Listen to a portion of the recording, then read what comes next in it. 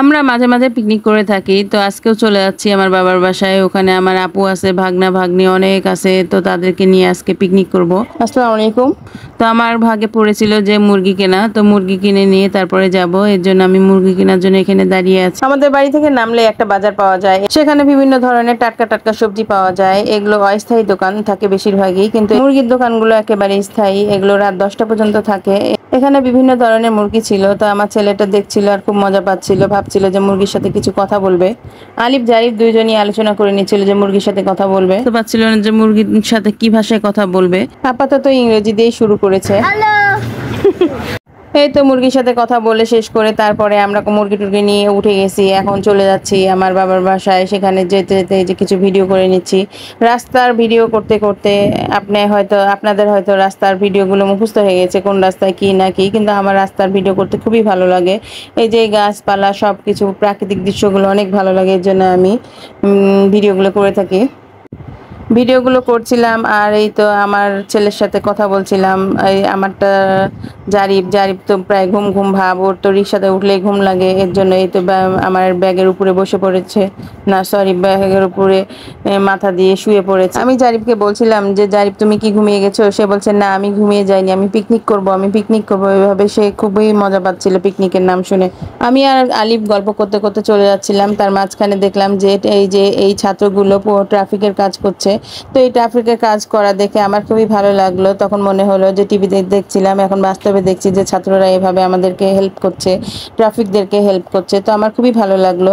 পরে আমার ছেলেটাকে বললাম দেখো তুমি হচ্ছে এই ট্রাফিকের কাজ করতে পারলা না।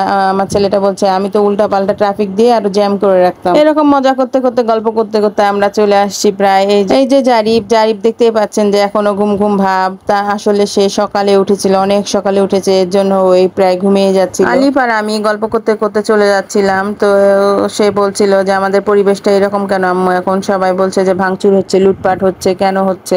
তো আমি বললাম যে এখন তো এরকম হচ্ছে, কিসের জন্য হচ্ছে আমিও তো বুঝছি না। সে ভালো লোক হলে তো করতো না, নিশ্চয়ই খারাপ খারাপ লোকগুলোই তো এগুলো করছে। আমাদের পরিবেশটা আসলে এখন খুব খারাপ পরিস্থিতি আছে।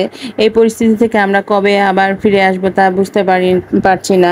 ইনশাআল্লাহ আমরা খুব শীঘ্রই কোভিড পর্যায়ে আবার চলে আসবো। এখন যেখানে যাচ্ছি না কেন, যার সাথে দেখা হচ্ছে না কেন, এই দেশের অবস্থা নিয়েই সবার কথা হচ্ছে। আমরা কখনোই ভাবিনি এই সেই রকম অনেক কথা হচ্ছে। আমাদের দেশটাকে আবার সুস্থ স্বাভাবিক করতে একটু সময় লাগবে, সবাই আমরা সময় দেব এবং আমরা নিজেদের থেকে উদ্যোগ নেব যে আমরা খারাপ কাজ করব না।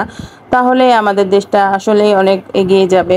আর পুলিশদের উপরে যে এরকম ভাবে অত্যাচার হচ্ছে, পুলিশরা কি সবই খারাপ ছিল? সব পুলিশই কি খারাপ? তাহলে তো দেশটাই চলতো না। আসুন আমরা একটা স্বাধীন দেশ পেয়েছি, এই স্বাধীন দেশটাকে যেন আমরা রক্ষা করতে পারি, নিয়ম শৃঙ্খলা যেন মেনে চলতে পারি, এই প্রতিজ্ঞাই করি আমরা। গল্প করতে করতে তো আমরা প্রায় চলে এসেছি, কিন্তু আমাদের রাস্তায় যেন শেষ হচ্ছে না। আজকে মনে হচ্ছে এই ভিডিওতে আমাদের পিকনিকের বর্ণনা দেওয়া যাবে না। তো পিকনিকের বর্ণনা দেওয়ার জন্য আর একটা ভিডিও আমি তৈরি করব। এই তো দেখতেই পাচ্ছেন রাস্তা দিয়ে যাচ্ছি, আর এই তো এত কথা বলে দিলাম আপনাদের সাথে, অনেক গল্প করে নিলাম। এটা হচ্ছে তেরোখাদিয়া বাজার। এইখানেও সারাদিন কাঁচা বাজার বসে থাকে, এই যে ভ্যানে থাকে, অস্থায়ী বিভিন্ন ভাবে এখানে দোকান বসে থাকে। আমাদের পরিবেশের অবস্থা এখন খারাপ, এর জন্য বেশি দোকান পাশার বসে। এখানে রাস্তার ধারে দুই পাশে একেবারে বিভিন্ন ভ্যান আর অস্থায়ী দোকান বসে থাকে। রাস্তার মাঝখান দিয়ে শুধু জায়গা থাকে রিক্সা যাওয়া। আপনাদের সাথে গল্প করতে করতে এখন পর্যন্ত আমার বাবার বাসায় যেতে পারলাম না, পিকনিক করতে পারলাম না। আমি পরবর্তী ভিডিওতে আপনাদের পিকনিকের বর্ণনা দিয়ে দিব। তো আজকে পর্যন্ত, খোদা হাফেজ।